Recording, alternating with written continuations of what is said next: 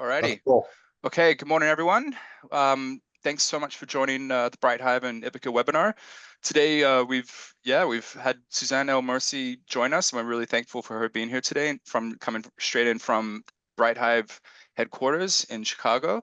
And the title of the webinar today is How Brighthive Developed a New Approach for Packaging and Pricing Agents. So today we're going to be talking about, quite a bit about Suzanne's background, how she came into Brighthive, her experience, a bit more about AI agents and what's been happening, what's working well, and how Brighthive prices its agents, especially with this big exciting news that happened yesterday with Brighthive and how they also moved to an agent-centric approach.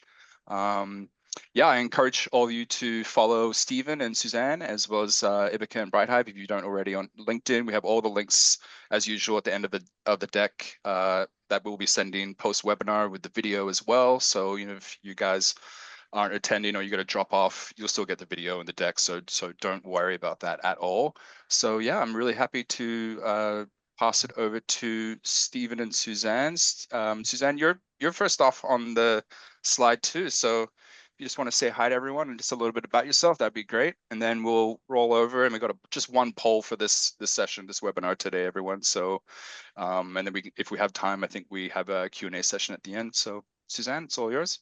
Great. Thank you, everybody. Good morning if you're in the morning, good afternoon or evening if you're far or further away from North America. So I am Suzanne Almorsi, the co-founder and CEO of Brighthive. We are headquartered in downtown Chicago. If you are in the area, please come by, and we'd love to get to know you and continue the conversation offline. My background, if you've looked at my LinkedIn, as everybody always asks, how did this happen? And it's really a journey of it's a journey of immigrant hunger. I'm born and raised in Cairo, Egypt. I immigrated to the United States in the mid 90s during the birth of the @ WWW. For those of us that remember that was a big deal. And I started my career 30 years ago at IBM Global Services. Big Blue was a big deal. Very lucky. I've been a technologist all my life for 30 years now. 16 of the years have been in big brands, as mentioned, GE Healthcare, IBM, HSBC. Also as a consultant at Capgemini and Publicis and other technology consulting places, basically servicing big brands, State Farm, bunch of banks, Bank of Montreal actually was a big account of mine. So I've always been very familiar with the enterprise environment and the challenges that lie there when it comes to all kinds of data work, but more importantly, technology adoption. And mid 90s were important because the internet was transforming business in a big way. 13 years ago, I became an entrepreneur.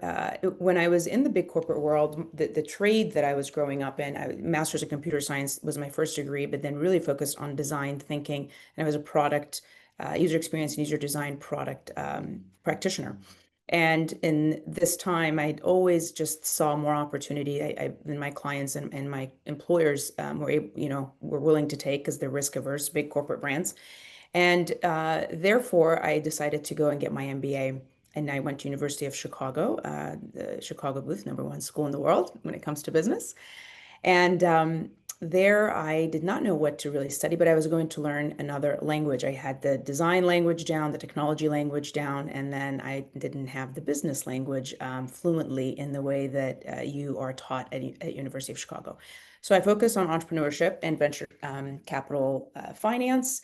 And then Suzanne transitioned her big corporate career to being a starving entrepreneur in 2012. 13 years in the making, never looked back. Brighthive is my fourth endeavor. I've had 2 exits and 1 failure. So the failures taught me so much. And I think this is now a lifestyle for me. That's how this happened. And so I'm happy to share all parts of it. But obviously, I've lived through from the internet era through the AI era and everything in between. Thank you, Suzanne. And we'll go into this in more detail during the course of the webinar. My name is Stephen Forth. I'm the CEO and co-founder of Ibbaka. And my mission is to help people really understand the value of the innovations they are creating and how to capture part of that value in price to really support a cycle of innovation, commercialization, profit realization, and further investment in innovation. That's what I do. That's what Ibbaka does. We are a combination of a software platform. We are bringing to market a set of AI agents, and we provide consulting services as well. And yeah, this is about Suzanne, not me. But before we dive in, I think Liam has a poll that he would like us to take. So yeah, the theme of the poll is just to get a feeling for whether people are introducing AI agents and where they are in this journey that Suzanne is going to guide us through.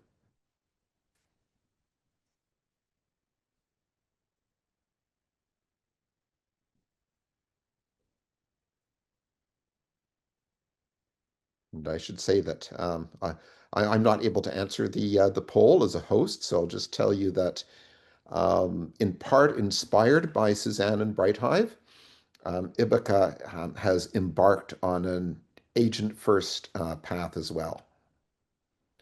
And it was really listening to Suzanne, I guess it was a couple of months ago now, as we were doing work on our value pricing and billing for agents research. That got me excited and led me to invite her to join us on this webinar. Liam, how are we doing on the poll? It's just 1 minute in, and I mean, I could probably call it at 120. So I'll just give it another 10 seconds, and then I'll share it with everyone. Yeah, Suzanne and I do not get to vote on this poll. But I'm eager to know. There we go.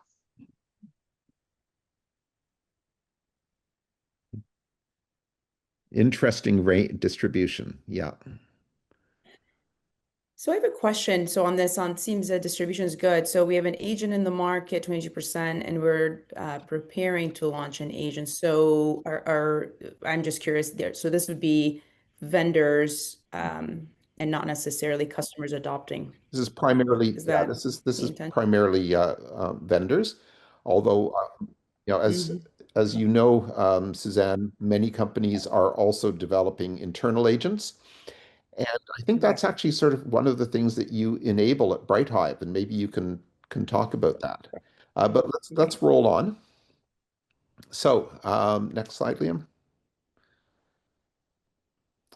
You talked a little bit about this, Suzanne, but about your journey. But what really drove you to go from the safety of large corporations to this highly stressful, emotional highs and lows, roller coaster ride of becoming an entrepreneurial leader? What led you to make that leap? Sure. I get this question a lot, and it always fascinates me, the conversation that it drives, because I'll answer it, and we get into a whole conversation around what people really want to do with their life. And there's the cliche of there's only one life, and it's true. It's not a cliche at all. It is only one life. And so you mentioned the security of the big corporate world, especially these brands. I question if we're ever really secure under any corporation, right?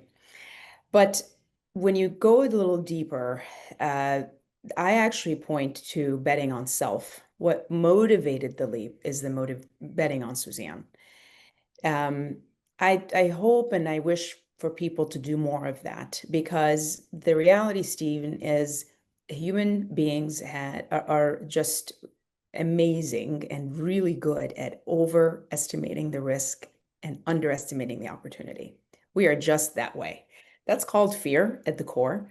And so we think about all the what ifs. What if I can't, feed my children? What if I can't afford, my mortgage? All valid. But at the end of the day, that risk and the fear that's underneath it makes you basically take all of this and make it 300x bigger, and completely you get blindsided on the opportunity. Amazon's founder, Jeff Bezos, who we all know, is also a believer of this, right? Because when he talked about when he was starting Amazon in the early 90s, he actually told his potential investors directly, and I've never heard anybody say this in an investor pitch when you're trying to convince people to give you money, and he was raising 50,000. He told them, "I'm 97% sure you're not going to get it back." And the reality of it is that when he reflects on the early days, the hardest part of Amazon, he said, was that year and that time. And then he was proven completely wrong when we look at what Amazon is today. So the motivation to take the leap is that, number one, I want to build my legacy. I don't want just to conform to exist in the big corporate world. Number two, there is no security anywhere, right? We are living in a time where we're seeing resource reduction everywhere, right? Thirdly, there's a lot more opportunity than there is risk, and you have to work on your ability to see that, right?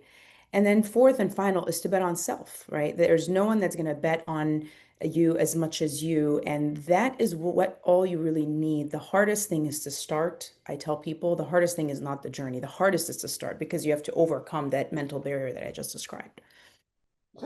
Super insightful and resonates with me. I started my first company in my 20s. Mm-hmm. And I did do one stint in the financial sector and one stint at a major consulting corporation. But nothing matches the joy. I think I can say joy that you get Totally. from building something that wasn't there before. But let's go on and talk a little bit about the journey specifically around Brighthive. And the next slide, Liam.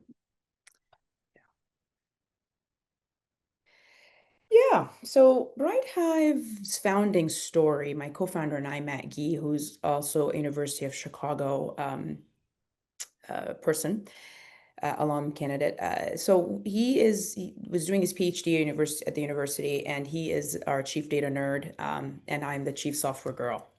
And so we meet in a bar, and here we go.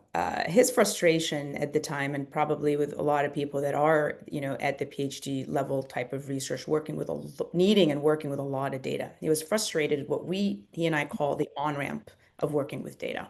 This is 2017, really, is kind of the beginnings of where the frustration stemmed, well before AI became a big deal.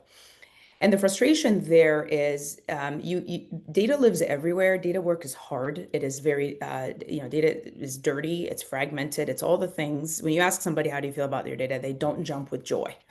There's a lot of anxiety. There's a lot of frustration, and there's a lot of doubt in their ability to actually work with data. Even data practitioners have the same frustration, and they're, basically skilled in this work. And the frustration was, number one, data collaboration and sharing is very tough, right? Stephen has a data set, Suzanne has a data set. Stephen's data set's great, Suzanne's great. Together, we're powerful. We can't get to the powerful because we don't trust each other. We don't know what's going to happen to my data set when it leaves my house, think companies, just the data breaches that we hear about all the time. There's no governance. Governance is a huge element of the data world. For those of you that are on the webinar that are from this space, governance, analytics, all of that. And that's, the idea of looking at things like PII and making sure that they don't get, jeopardized in any way. And therefore, people don't share because they are uncertain of what will happen and what are the governance and security and privacy protocols that are going to be enforced to make sure that nothing bad happens. Nobody wants to end up on the front page of the New York Times for, being breached or doing something bad with personal identifiable information of people. And then the mechanics of data is tough. So even if you are to get our two data sets together, Suzanne spells her last name with a hyphen. In some cases, the hyphen is there. In other data sets, her hyphen is not there. You can't really reconcile the same Suzanne, as an example, right? So just getting it to be normalized, having one's, a schema that works for all. And so we really were excited about this space, which, by the way, I always call it the old age, ugly problem of data sharing and data collaboration. We've always been solving this problem before we became sexy as it relates to AI, which is to work with your data consumes 80% of your time because that on-ramp is really tough. And what we want is to accelerate time to insights. All our customers and their user groups, what they want from all of this is to get to the insight. They actually don't want to live in kind of the data jail for too long. The platform initially began to solve for that, where here we were right before the pandemic, and this is still the problem, age old. And there is kind of, we're going to, we're exploring all kinds of planets. We have electrical vehicles and we're charging stations, and we still haven't solved working with data. And fundamentally, we believe that software can solve that. And what it really meant is that we built a platform, the core of now what makes our agents powerful, to lay the ground on all of the varying parts of building a data foundation. We were a neutral Switzerland. That means in an ecosystem of partners where people needed to share multiple data sets, you can bring it to the Brighthive platform. I can invite you, you check in your data. We're doing all the governance. We're applying that governance. So therefore, we're creating a flywheel around data sharing from different entities without and solving for the risk that they're concerned about, which means you create trust, which means we're creating flow of data coming together by the fact that the data is on our platform. And by the way, this could be external companies to each other. It could be business units within the same company. Think McDonald's, think the big, business units too. By being on this one platform that drives collaboration and sharing of data, we're able to do a lot of the grunt work around the metadata, the schema, the cleansing, understanding, and the harmonization and normalization of it, so that then every single entity, as they check more and more data in, you're able to adhere to the same language, right? Which is what drives the governance and the glossary. The other thing that we actually solved for in our very early day is the ingestion itself. We have over 350 connectors from all kinds of platforms. They're in the cloud. We can create custom connectors for our customers. We're a data company after all. You can upload flat files. So just the ingestion alone in itself is a company to be able to bring in and create clean data pipelines that then you are going to analyze. So you see the stories about that 80% of the work about ingestion, clean pipelines that are governed, that are secure, that are harmonized, and that are ready for use.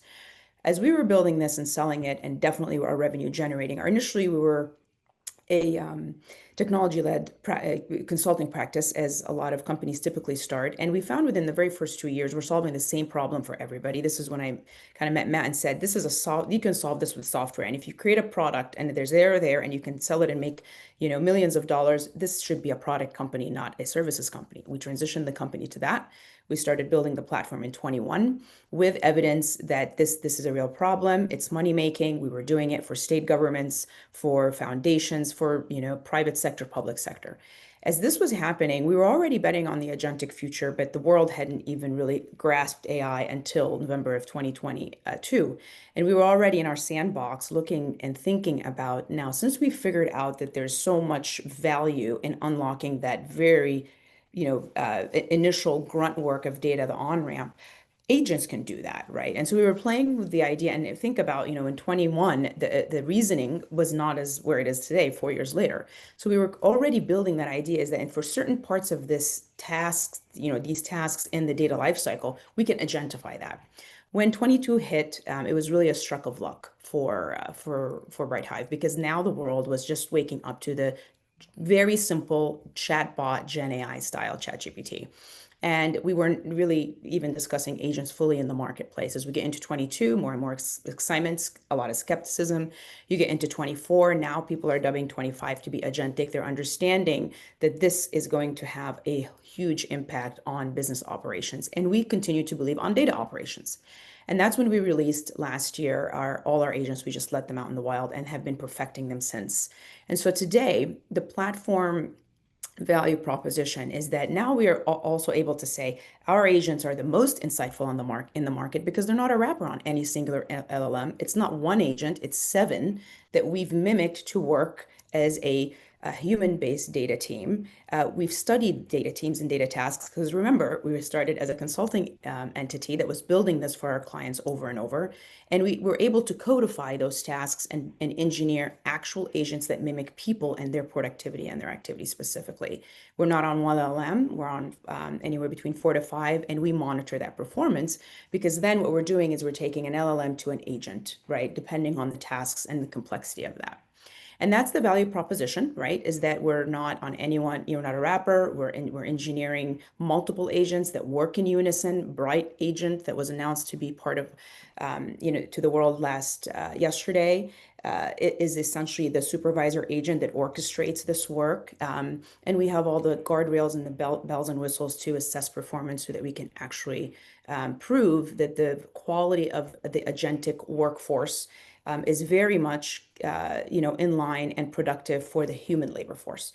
And our ideal customer is a combination of things. We have folks that are they definitely have data teams, and we're not replacing data teams, but they don't have enough, right? They don't have enough people. Data practitioners are hard to find and are expensive everywhere you look at it. The value proposition for Brighthive strengthened in the last year and a half or so, because when you look at the data, the median percentage of data practitioners in the payroll or the labor force of a company has never went past 2 to 3%. And 3 is high. That's really big teams. So you are leaving 98% of a company's staff, who we dub at Brighthive as data consumers, in need of insights, but they are choked, waiting, outside the door on capacity from the central data team to help them with understanding data in the warehouse, with debugging dashboards that don't seem to be up to date, and all of the special projects that people that live in finance and strategy and operations and procurement, who are smart, but they're not data practitioners and don't know the tools of the modern data stack. And that's where our value proposition really resonates with companies who are data strapped, data team strapped, data capacity strapped, or secondly, don't have them at all, right? Because they just haven't been investing in both the people and the architecture at the same time. So that's great, Suzanne. What I'd like to do next, though, is to double click on agents. Mm-hmm. So Liam, and just before we start, so you've answered part of the why agents question, Yep. but maybe for the benefit of people who are a little bit new to this, Mm-hmm. how do you define an agent? What makes something an agent? Yeah, what makes something an agent is its ability to perform tasks that are complicated, not just saying, hey, here's my tracking number, where's my shipment in the world, right? It's not light as in the sense of the information it brings back is a search or a summarization or an email crafting. Our agents are doing things like generating DBT code. They are merging two tables together to be able to answer a question. They're able to not only, the simple question to something is, what's my biggest sale in the last quarter, where any VP of sales should know what was their biggest sale. But why did you lose the other 6 or 7%? What were the repeating themes in the deals that you lost that are silently growing to be a problem that you're not analyzing? So when we look at what agents do, is that they're able to take a question and be able to look at a lot of the data that is there and create connectivity and be able to find insight and bring it forward, almost to the point where the person can get to that, but you're talking about maybe a couple of hours versus 5 minutes or less, right? To be able to engage with an agent and reveal insight. We also define agents are ones that are able to do that reasoning and the decision making and the response and the performance, and which means that they're performing for longer. And per industry, it could be up to an hour, right? So it's not the instantaneous couple of seconds. That is why agents for what we're doing, because we are working at the most complex mission critical set of functions for a business, which is unlocking their data assets at scale. Therefore, agentic AI versus chatbots obviously makes the sense. The family of agents is because in this, what I just explained, there's specialization that's required. Data work is when you look at a data team and a human data team, data practitioners are skilled at nuanced things. The field has grown in the last decade, and the modern data stack is a confirmation of this, where in a human data team, there are specializations, right? A machine learning engineer is very different than a data engineer versus a data analyst. There's specializations that the field has grown into, and the tools that they respectively use differ. And therefore, that is the basis for what we did to your third questions. Yes, we studied data teams. As I mentioned, my co-founder is a data nerd himself, has spent his whole life in data. And we personified those people that make up a data team. And it is not a large scale data team. It's a simple, and it's kind of a good enough to get you started and go far, right? Because it's not about, it's not, and I don't want to say having the basics, but having the core, right, of the data architecture and the tools. This is why we didn't do one agent does it all, because the performance will take a hit. We have a family of agents that are mapped to specific tasks that we can have KPIs that we measure against, and we engineered them to do very specific tasks. Because when the agentic framework is powerful in that it learns very quickly when it hasn't done something right. And just like a carpenter, you wouldn't hire them to do your electricity. They've been doing carpenting for 30 years. They've done it so well that they have all kinds of stories and a feedback loop for that trade. Agents perform the same way. Suzanne, just before we continue on to where Brighthive lives in a larger agent economy, do you think that this approach, that this agent-centric approach, is going to be widely adopted for enterprise software, or is it just going to be a sort of spot and very focused adoption? How generalizable is the agent-based approach to enterprise software? If you look at what the announcement for IBM Watson X.orchestrate yesterday, not only is it becoming widely adopted, now it's even going into a consolidation state where still the money is coming from the CIO's budget and they're still wanting to spend, but they're not looking for a tsunami of agents. They want the most power performing agents. They expect them to be across the enterprise and all the key functions, but they also expect them to work together as human beings do. So we're now actually in a time very quickly where places like IBM are working on the orchestration layer that creates interoperability, because agents are going to be adopted multi-function wide in an enterprise, but we don't want to create a situation where they're in silos, because people work in silos, but have the ability to go talk to somebody else in a different business unit. An agent won't be able to do that because it's just been told you're working on procurement data, right? So by creating the mesh of, for example, for Orchestrate or any company that is working in this space where agents from Brighthive can talk to an agent from a different vendor, right? That has been picked up. Now we're creating the whole ecosystem where agentic work is going to be taking off, because we're creating the nervous system that brings it together. What one agent's work gets passed to another agent that may have been built on a different framework than Brighthive's, but there's interoperability. And Well, let's go on yesterday's to announcement confirms that. yeah. We've got we're going to be talking about that in a moment, but let before we go to the big announcement yesterday, let's talk a little bit more about the other kinds of agents that Brighthive interacts with. So let's go to the next slide, Liam. So yeah, so you've set this up, but so Brighthive is at the center of a wide variety of different agents, and I think most of us will recognize many of the logos here. But can you just go a little bit deeper about your philosophy Sure. and approach to the Right. ecosystem? This picture just actually confirms what I said just a little bit ago, because they're brands, and when we brought them in and built around them, they were connectors. They've always been connectors, because this is solving for the problem of ingestion, right? And people want their Google Analytics data and their kind of HubSpot data.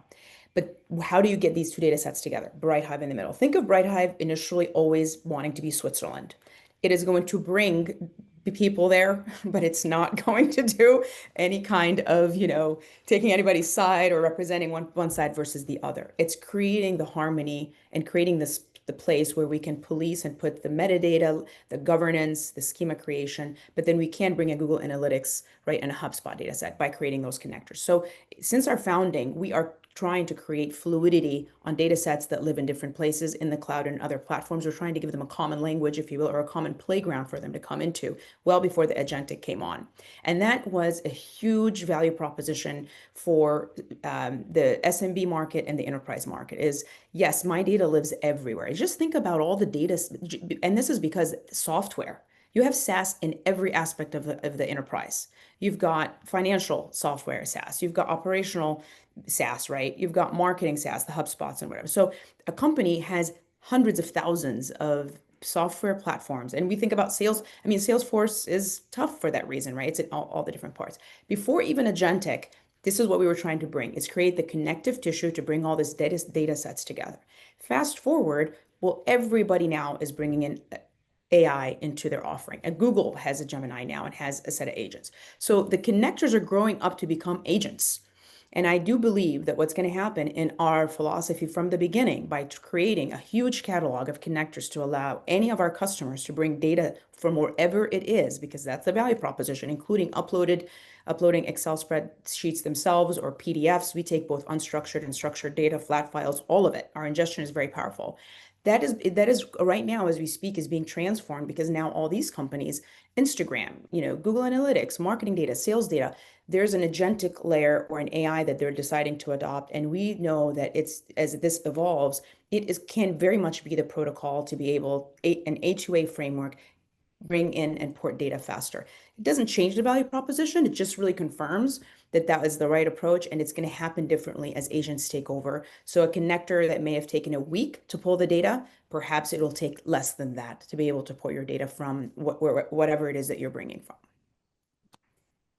Yeah. So just for those who might not recognize the term, A2A is agent to agent.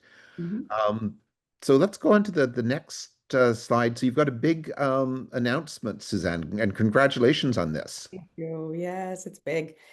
I have to say, you asked me why, right? This is a moment for why you keep doing what you're doing as an entrepreneur.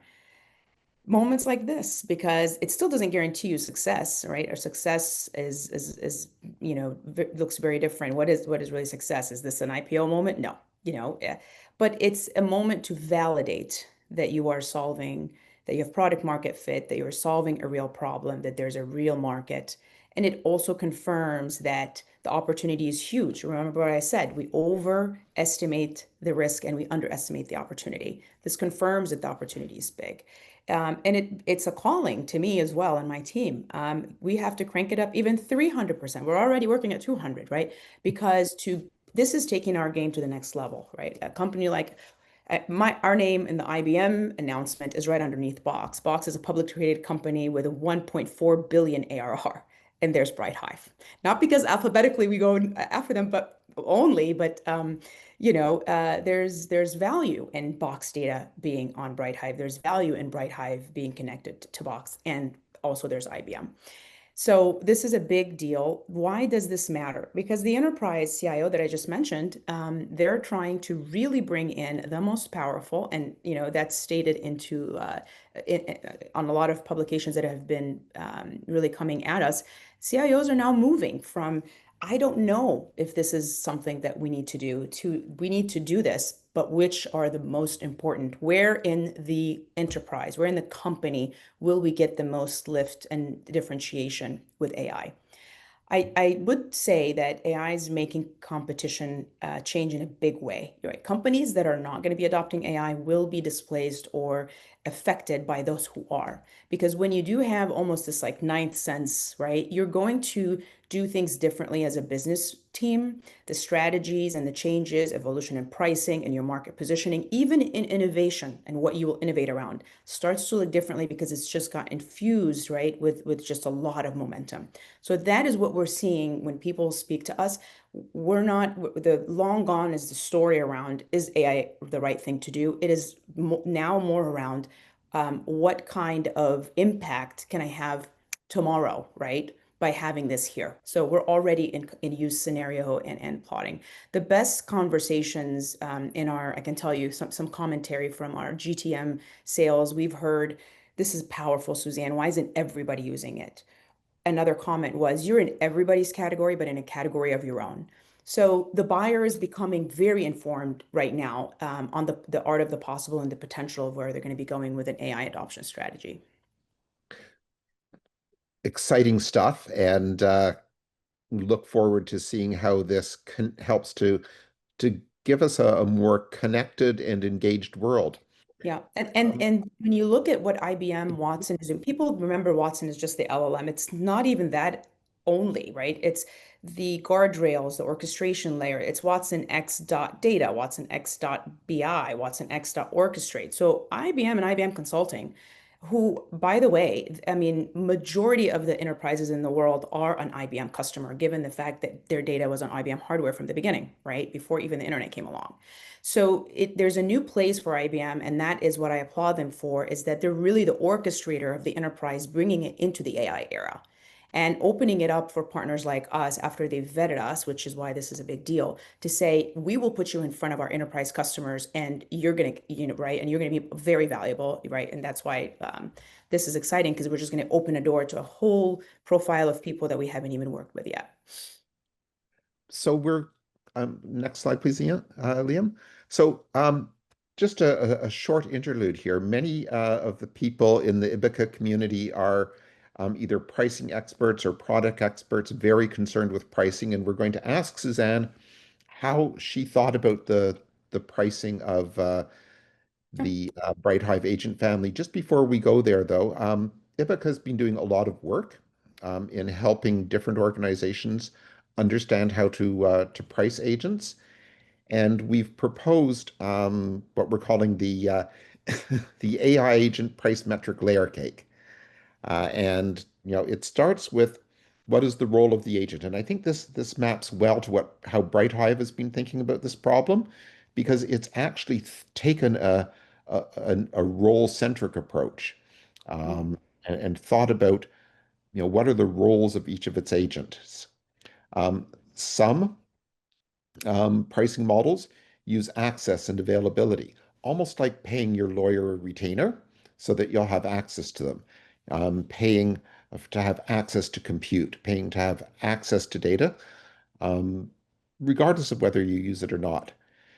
Then, of course, a lot of agents are being priced around usage, some form of usage, and of course, the key with usage-based pricing is to not just measure usage, but to measure the types of usage that are associated with value. And then there is a lot of excitement and talk about outcome-based pricing for agents. That's its own topic, and we'll be talking about that a lot over the rest of the year. But we just wanted to quickly introduce this agent price metric layer cake because we found it really helps people think through their pricing. But we're here really to hear from Suzanne. So next slide, Liam. Um,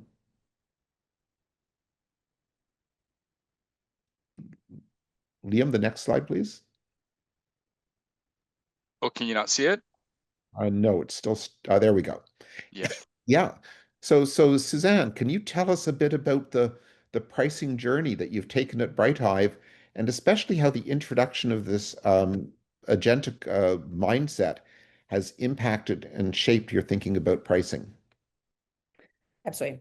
So over the last 24 months, and especially with a lot of media coverings, AI companies that failed or just closed shop because they did not consider the cost of AI, that obviously triggered a lot of fear around the pricing and made pricing more important than it usually always is very important, regardless. But it really just highlighted that you have to check a few things and go back to almost the fundamentals of pricing, right? Which to us and to me and to probably anybody who, as you said, who is a practitioner, is margin, right? Really understanding where you need that margin to be and how are you designing towards making sure that that gross margin that you're building does not take a hit because you're adopting a new technology. Now, I will preface this by saying this is just our approach. It isn't this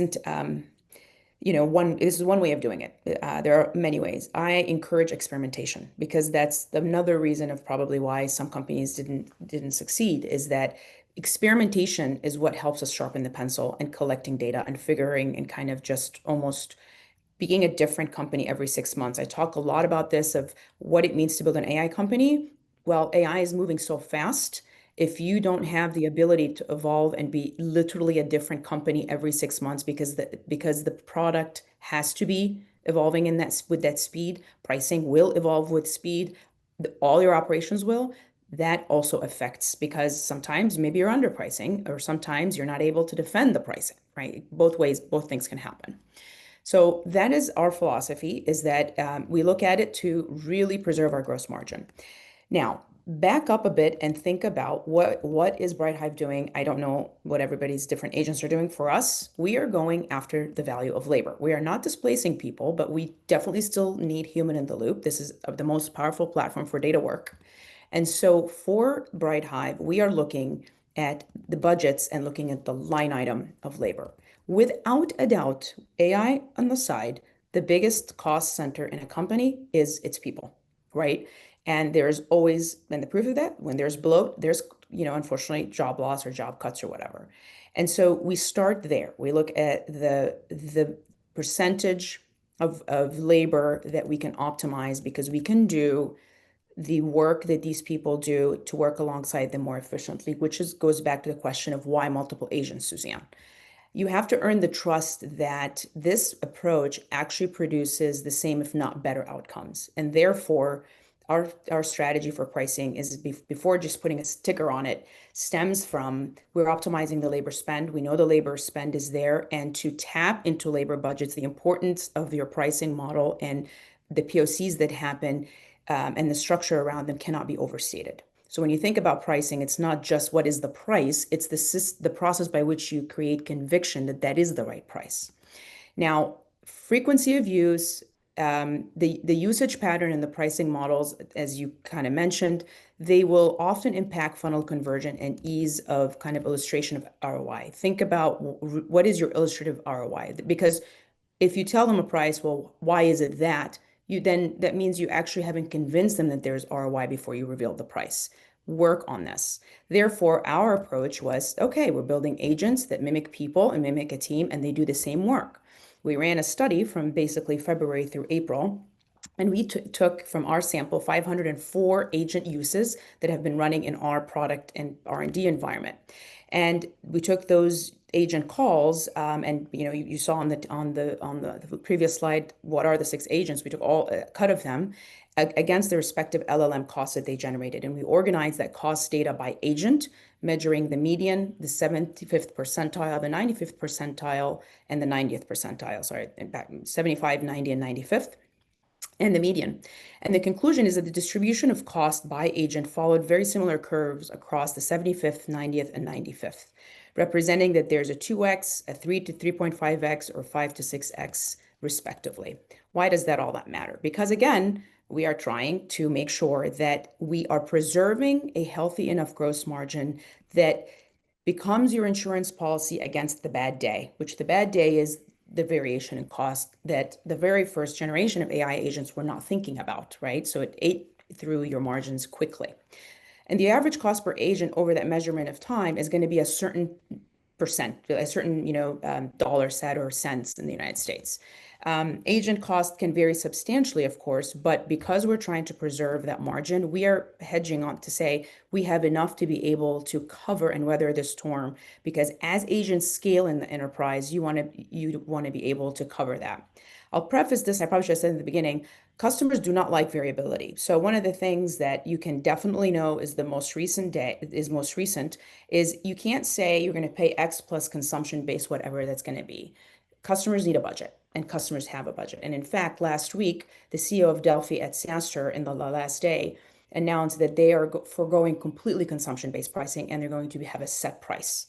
We've been doing that as Brighthive, but we've baked into our price this experiment conclusion to be able to give the customer one single price. They're still used to buying SaaS the SaaS way, the licensing fee. But now you have to build that final price with a logic that says it also accounts for the agentic layer. So you're both licensing the platform, but I have now built a normal distribution with a threshold of whatever, we get to credits at the end, but you get up to 30,000 credits included in the $150,000 annual fee that covers your agentic consumption along with your platform licensing. And when we kind of rolled this out, nobody else was doing it. However, last week was really happy to hear that the CEO of Delphi is doing that. And his argument on stage was, it is very clear that all the cost is just going to get commoditized and it's getting cheaper and cheaper. It's not defensible in the long run. Therefore, we don't price on cost, we price on value. And we know the value of our agents alongside human labor when it comes to data work. So the recommendation would then be to price based on that high target gross margin that you're looking for. Where do you need your gross margin to be? Target that. That's where you want to go. Then you look at which percentile gets you there, and you add that multiple based on what your data is showing. Because once you run your own experiment, and if you're building agents and their cost across the LLM, you'll be able to see what kind of story does it give you. Does it have just a long tail and there's never any spikes at the end? Or are there certain agents with how you've engineered them and the tasks that they do where actually they spike? This is relevant to us because we have 6 different agents and they do different things. Our retrieval agent is called every single time, right? So what does that do on its cost? That's what you're trying to really look under the hood for. And then finally, once we kind of figured out that, we wanted to create actually that final price to include all of it. Don't forget your AWS cost, your Lang Smith cost, or whatever platform you're building on. You need to be looking at those because those are going to have a variability that will balloon, especially your AWS, right? There's different services that are going to start to balloon as we see the world really adopt this stuff. Keep a close eye and factor that into that final per agent price. So when we get to the final per agent price, before we convert to credits, we're able to say, hey, there's 6 agents. Here's their per price per agent, a quarter, 50 cents, 75, 10 cents, whatever, right? And then you're able to say, okay, to be at a price point all in of X, that 150 that we talked about, you're essentially going to convert that price, saying people don't do great with dollars and cents, and just really convert to the credits and say 150,000 enterprise annual buy gives you 30,000 credits. The exchange between 6 different agents, depending on who gets called, is whatever, right? You use 5 credits if you're using visualization, because visualizations are very important. People like pictures, right? But you are only using 2 credits when you're asking it something textual, right, for example, and the answer is very simple or just text-based. So that has been our approach. It's been received well because it doesn't require people to think. Not to say that people can't think, but there's just how many priorities can you have in a day, right? So basically, when we show them the platform, cannot stress enough the importance of a POC. Must qualify your leads, must go through a good POC that's time sensitive. You've confirmed that they have an urgency to buy. You've confirmed they have a budget. You're talking about here's my pricing, but alongside that, you're showing the value in a trial. And then from there, it's simple. I saw the value, I tried it, the price is all in. There's no kind of exposure, if you will, that after I get the approval from my CFO to spend this money, that I'm going to have overages. This is where we're seeing quite a bit of churn if you're doing that. And then you're able to actually earn the customer and be able to. The last thing we were doing now with every customer is monitor their usage. It's on the company, right? It's on Brighthive to monitor that usage, to be able to see that they're in that threshold. So and thank you, Suzanne. That was a great and detailed explanation. Next slide, Liam. Can you just sort of to pull all this together? What do you see as working well, and what does the Brighthive experience tell us for other companies that are taking agents to market or thinking about this transition to an agent-first attitude? Figure out from very first call why they want agents. Don't assume that they've figured out where in the enterprise agents should be deployed. CEOs and boards, regardless of the company size, meaning just the executive leadership, has decided there is going to be an AI adoption. And it is now handed down to the CIOs, CTOs, CHROs, or anybody in kind of basically the executive ranks with the question, where should we adopt? Because all of us are vendors building agents to could kind of change, as I say it, enterprise work and knowledge work to be faster, more efficient, and more data informed. In our case, we're transforming knowledge work to be data informed work. So we're very passionate that the area of data work very much benefits from application of AI, right? So figure out what, because if they haven't figured this out, then you don't have a champion. And then people get this wrong all the time. The second is qualify that person that you're the lead that you're talking to, I qualify with four things. First of all, am I solving the problem that you're looking to solve? Which it goes to the point number one. What is your problem, right? Why are you looking to adopt this specific agent, this specific company, this specific AI? Now, what are the basically success metrics as quantifiable as possible? Because investors today are looking at the revenue that companies have and they're trying to assess, is it just innovation dollars or is it really sticky revenue? So you have to make sure that you and the prospective lead are aligned on that quantifiable measures of success so that you don't churn and you can show your investors or whoever your funders are that this is actually sticky ARR. From there, are you talking to the right person? Do they have budget and an urgency to buy? Don't waste your time with somebody who's just window shopping and doing experimentations for 6 months. Absolutely don't do that. I give them 7 days for a trial, right? So once I qualify them, we give them a demo. We ask them to provide us synthetic data, their synthetic data. Always do that. Don't use just a data set that you've built. Figure out, so if they say we use sales and marketing data, well, that's very broad. What specifically in sales and marketing data sets are you trying to unlock greater insight from? The more it is in their language, the more powerful the agents and the AI comes across, because we don't have to waste cycles in showing student roster to a pharmaceutical company, right? It doesn't match. So use data that is relevant, that is already in their kind of ecosystem, put it on your platform. We ask them to give us synthetic data sets and we bring them in. We customize the demo for every customer. And then from there, go straight into the trial. Ask them to pay a deposit. Don't be afraid. $500 that gets rolled into the actual buy. People will put it, that's putting skin in the game. So $500, because here's the deal. You're going to give them the trial. Who's touching it? Who's playing with it? You're wasting your time. So that converts into a credit. And then within 7 days, two or three quantifiable measures of success, you prove that, you go straight into the contract. This cycle of buying has to be faster than SaaS, which was sometimes 4 to 6 months, right? Between a quarter to two. You're able to prove agentic value faster to the right leads with the right process of taking them through the funnel. You should be able to closing these deals within 4 weeks or so, because the technology is that powerful. Mhm. That was great. So we've just got a couple of minutes left here, Suzanne.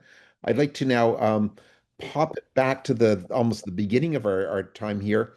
Mhm. So, you've got a compelling life story here.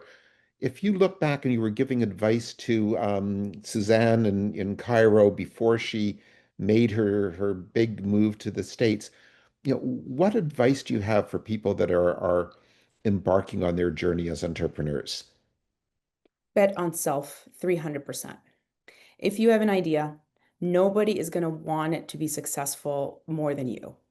And all you need is confidence in yourself because you've already got the conviction. So everyone will say, by the way, I've received more no's in my life than anyone else. When no during fundraising, no's, right? No one sees the world the way that you do. Therefore, they're going to knock down your idea all the time. You have to decide that your psyche is strong enough to just tune that out. Go get ready for 400 no's before the first yes, because there will be a yes.